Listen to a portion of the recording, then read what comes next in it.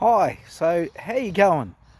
I thought I'd do a little bit of a video. This is the first one of what will be a series, and it's a bit of a journey on how we turned an old 24-foot caravan, and bear in mind 24 feet for the caravan measurement is right from the back to the front of the tow bar, so the actual working space is closer to 20 feet, something like that.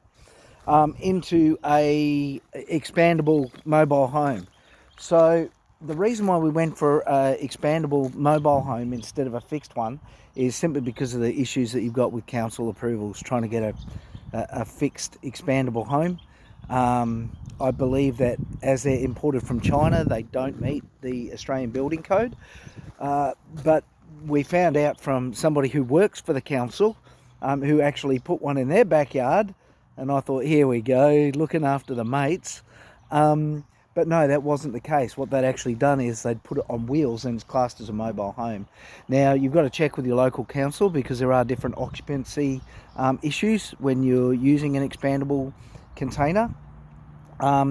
We were actually looking at potentially a different purpose for a expandable container than most. I do a little bit of training, like as a trainer in various things, and since the advent of COVID, we've been able to do virtual classrooms. So I actually want one to turn it into a virtual classroom. This is how we've started. I went and got the steel myself after we demolished the top of the caravan, and got these beams made out. This is 5mm galvanized steel. The maximum rating for the container is going to be 4 tons. Bear in mind that is going to be spread over multiple load points. As a cheap alternative to doing footings, I just watched a YouTube video, and that's what actually inspired me to write this one. They said, oh, you've got to put down a whole concrete slab. Well, I call BS. You don't actually have to put down a whole slab. There are 3 supports on each side, and then of course you need the support for the shipping container. I don't know what the minimum number of supports is for the shipping container that you need, but here I've got the 4 supports, simply to make sure it's supported all the way through. These I bought from a local trailer supply place. From memory, they were 350 kilos rated. Now bear in mind, the weight's not going to be on those.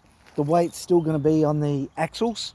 To stop the axle sink, and what I mean by axle sink is to stop the wheels coming up into the bottom of the shipping container when it's underweight, you'll see I just welded a couple of bars in on the axles there. So that's, it's a bit ugly, sorry.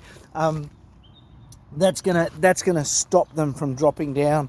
And I was just out here trying to decide whether I'm going to let the air out of the tires, just to bring it a couple of inches lower or not.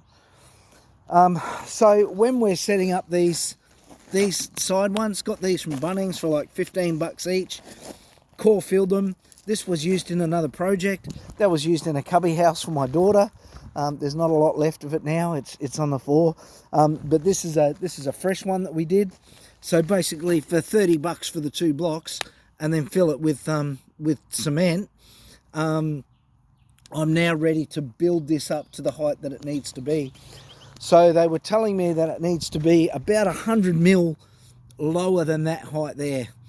And the reason why I'm a little bit reluctant to start it right this minute is because I honestly don't know how low it's going to sink once it's got the weight on it.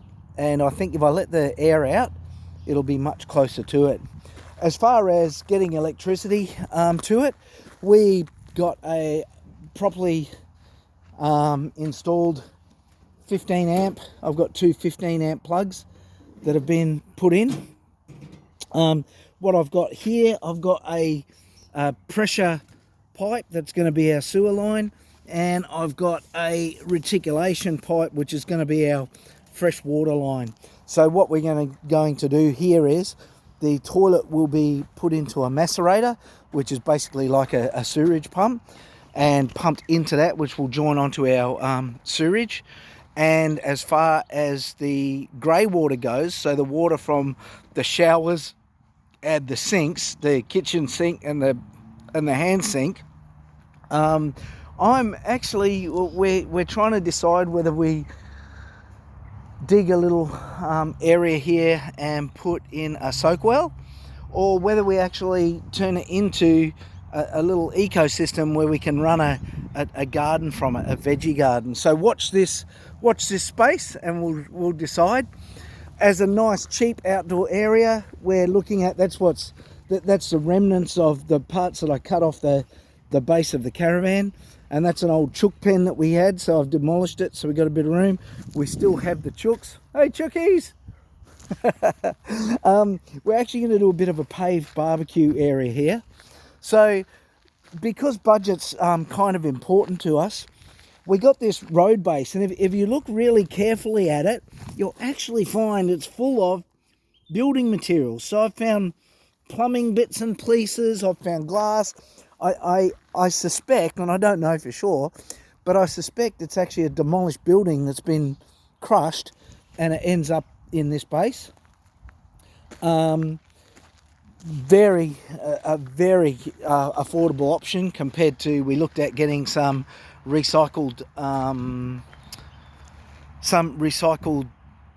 oh god, what do they call it, bitumen in, and I got a quote for that. It was going to be $14,000, and this came at the wholehearted price of $3,000 installed, and it's quite a big pad, and it's a bit of a driveway down the side there as well. That's probably a 30 or 40 metre driveway as well, so it was a very affordable option when it came to way of doing it.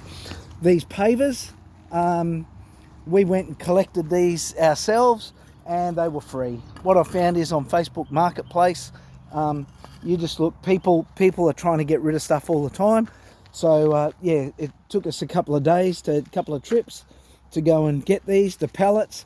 We just went for a drive around our local industrial area and found some that were out on the curb. There's quite a few places that are happy to throw them away or give them away. As it turns out, 2 of the pallets that we got actually appear to be Jarrah. So if you're interested and you want to keep watching, as the video series progresses, I'm going to make a couple of pieces of furniture out of it.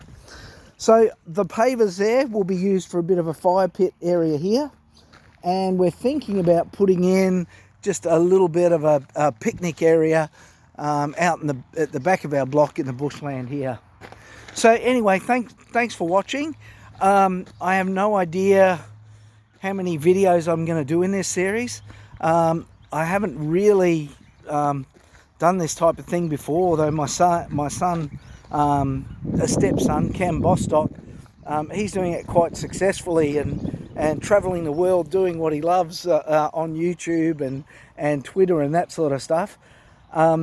Mine's not going to be quite so exciting. I'm not going to be hiking or doing anything super exciting like that. But I just wanted to, almost like video diary, and share our journey with you. And what inspired me to come out and start this today, I thought, before I know it, it'll all be installed, it'll all be done, and you'll miss out on the steps of actually doing it. So if you want to follow the journey, please press like and subscribe. And if you have any questions, or you're thinking about doing it yourself, like home doing it yourself or something similar, I mean, ask me. I'm learning as I go. I may not have the answers. In fact, there's a good chance I won't have the answers, but I'll make sure when I get to tackling the issues that you raise during our install, that I video those moments and share them with you. Thanks guys, have a great day.